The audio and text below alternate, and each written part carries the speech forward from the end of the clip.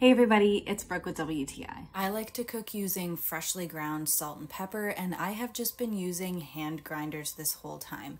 Thankfully, I finally found the perfect set from Moocoo of an electric salt and pepper grinder.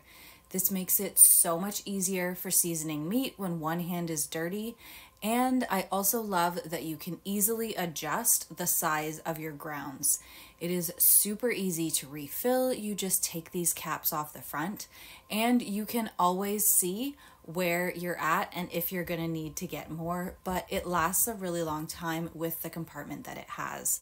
I also love that there's a light so you can see what you're doing if it's a little bit darker, but I love this combination that I have made with mine.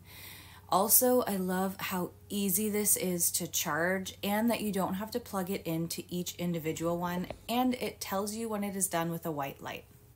If you like to cook or you even cook just a little bit, these are an absolute must-have in the kitchen. Electric salt and pepper grinders have really stepped up my game for cooking and made things so much easier with fresh ground salt and pepper. I love the delicious flavor that this adds to my dishes and also the beautiful look of them. I highly recommend them. We love them, and that's my point of view.